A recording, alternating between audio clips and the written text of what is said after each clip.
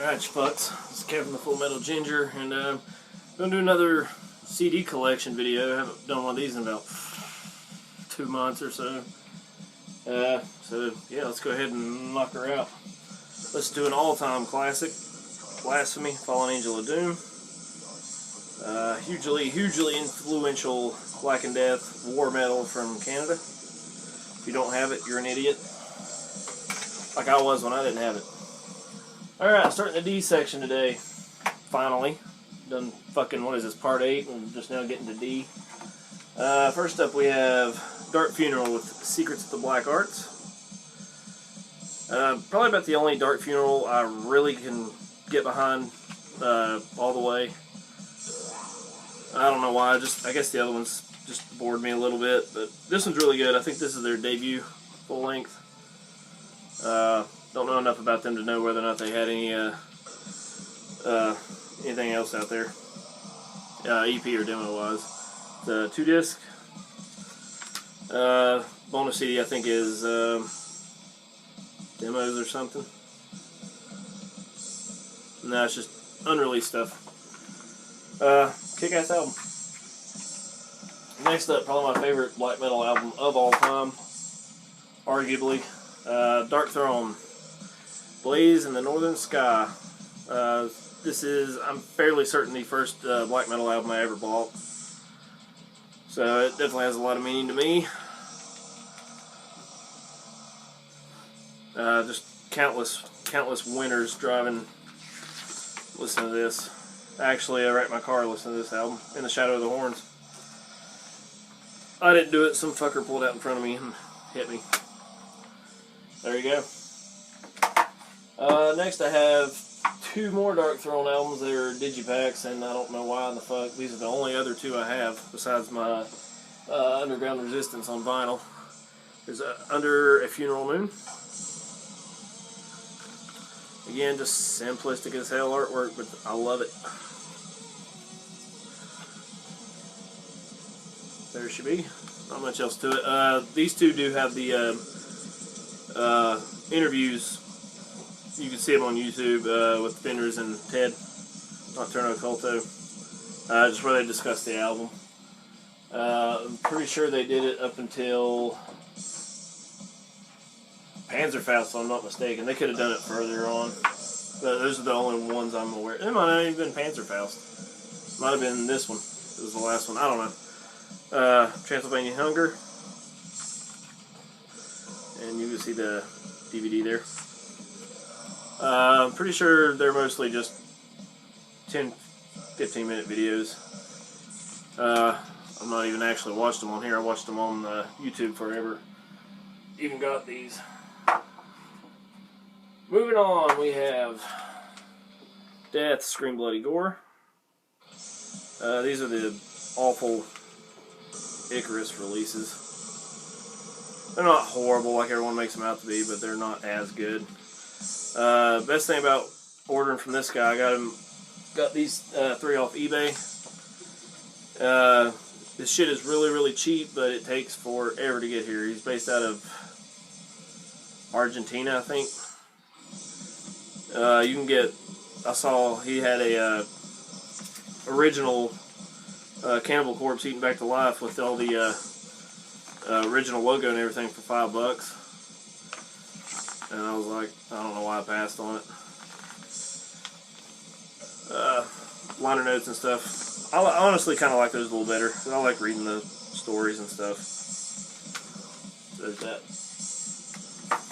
Next, probably my favorite Death album. I know everyone says that. Death Leprosy. Also the Icarus. But like I said, that guy, it takes about a month to get here, but he does have cheap shit, so if you want to go check him out. I don't remember what his name is, but just, you'll know. I believe this one also has the liner notes in it. Let me take a gander. God, we're already 4 minutes in. There ain't no way I'm going to get all this done. Yeah, there's the whole page of liner notes. If you want to read that. I think all 3 of these Death albums that I'm going to show you, first 3 anyway, they're the Icarus licensing company, but they're all 06 releases, re-releases. Spiritual Healing, definitely my favorite album artwork from Death. I just love that in every way imaginable. There's the back. And again, the Icarus, 06 as well. Yes. Yeah, this is definitely my favorite album cover. I really wish I had the t-shirt of this. Don't see any liner notes in this one. I thought it had it, but I guess it doesn't. Yeah, it does. Just a lot less there. Alright. Now for the first Death album I ever bought. A long time ago. This is Sound of Perseverance. Last Death album. Deluxe edition. Ooh. I found this at FYE one day and I went to go buy it, and the guy behind the counter got mad because he was trying to buy it. This comes with a bonus DVD of them live in Crucifix, which I think is in Holland. Could be wrong, probably am. I don't think there's liner notes or anything in here.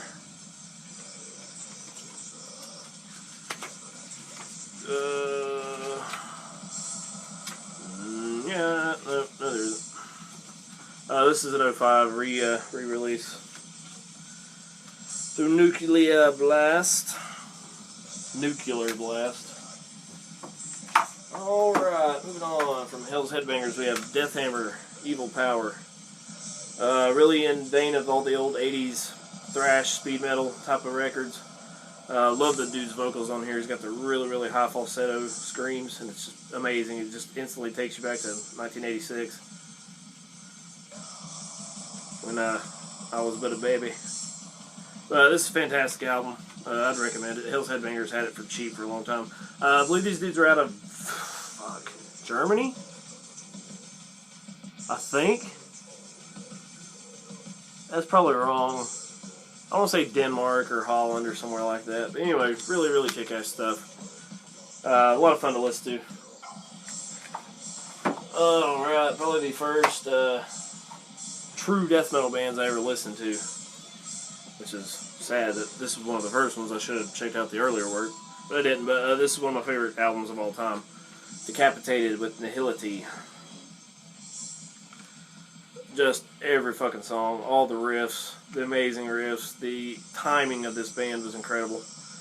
I don't really like any of their newer stuff. It's just not the same. I guess it had a lot to do with Vitek dying. But whatever, fuck. Nihility, Eternity Too Short, Spheres of Madness, of course, Babylon's Pride, Symmetry of Zero. Just an amazing death metal album. If you don't own this, go fucking buy it right now. They're out of Poland, if you were interested. Next up, and it's another thing, it's sad they only own these two albums, but here's The Negation. Their 04 release? Yes. This is the slipcase version. The artwork's the same. Fucking Three-Dimensional Defect, Lying and Weak, Sensual Sickness, The Empty Throne's fucking crazy. I also have a cover of Lunatic of God's Creation from BSI. Really, really solid release. I probably prefer Nihility, but this one is a little more produced, but it sounds a lot better with this band. Just because you hear the kick. This is probably the best sounding kick drum sound I've ever heard in my life. That's my opinion. I just love it. It's just so pummeling, it'll just beat the shit out of you. Alright, an album I fucking neglected for quite a while, but I just picked it back up recently, started listening to it. Here's Deceased with Supernatural Addiction. Duh. This is some really good death metal, I think. This was released out of Hell's Headbangers. I think it's a re-release. I'm pretty sure this is an older record. I don't know much about Deceased. What's cool about it, all the songs are about, horror stories, horror movies, various writings. I was actually leaving out of here one morning going to work. It was still dark. I listened to The Premonition, and it was just making me think of ghosts. It was freaking me out a little bit. Really good album, though. Definitely need to pick up more Deceased, for sure. I'll get around to it. Oh, Decrepit Birth Polarity, right? Yep. I'm lucky enough to see these guys at Summer Slaughter in 2014. All their songs there. Really interesting. There's a lot of technicality, but not in a bad way. Check out The Resonance if you haven't heard anything else by this band. The only one I own, sadly, was able to meet Bill Robinson, singer for this band. So that was cool. Yeah, so, alright, how much time do we have? I think I want to finish. Yeah, these next 6 are all by one band. Weird that I have 6 albums by this band of all the death metal I have. BSI, self-titled. This is a 98 re-release. Yeah, it's originally released in 1990. But it has some liner notes detailing the band and where they came from and how they got together. It's not too in-depth. It talks about Glenn Benton's feud with Bob Larson, which is interesting. There's a video on YouTube where where they're on the phone with each other and Glenn's just pretty much being a douche to him, but it's so funny. And I love the inner artwork there in the tray. Alright, next up, BSI Legion, second full-length album. An album I've not listened to all that much, considering, you know, most people say it's their best album. And I'm going to have to slightly disagree. It's very good. I've just not listened to it enough to really say for sure.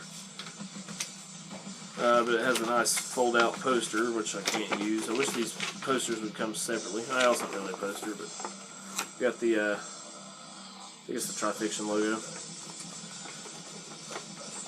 I like this album. Sounds really good. It's more in the production of the vein of their first album. Solid, but I don't think it's their best. Very, very good, though. Don't get me wrong. All you people start eating my asshole about it. Here's their best one, my opinion. Once Upon the Cross. Production on this is so good, drum-wise. It's just fucking pummeling, especially on shit like When Satan Rules His World and Kill the Christian. That fucking snare sound just pops like a goddamn rifle. It's wonderful. And those of you who have never seen what that's supposed to be, Evil. Their best album, in my opinion. I love every song on here. Fucking Christ Denied. Like I said, When Satan Rules His World, Kill the Christian. They're the Children of the Underworld. Behind the Light Thou Shalt Rise. Confessional Rape. Just fantastic start to finish. And the last one featuring the Hoffman brothers. This is another Icarus promotion or licensed album. Scars of the Crucifix. Not as good. I think it's fairly decent, but title track is probably my favorite on here still. I heard that years ago. So there's that. I would definitely say I'm more of a fan of the Hoffman Brothers days than I am of their newer stuff. They put out some decent albums. Alright, let's fast forward a few years. We have The Stench of Redemption. Featuring Jack Owen and, what's his name? He was with Obituary and 10 million other bands for a while. I gotta find that out. Yeah, Ralph Santola. Not too bad. Probably Homage for Satan be my favorite on here.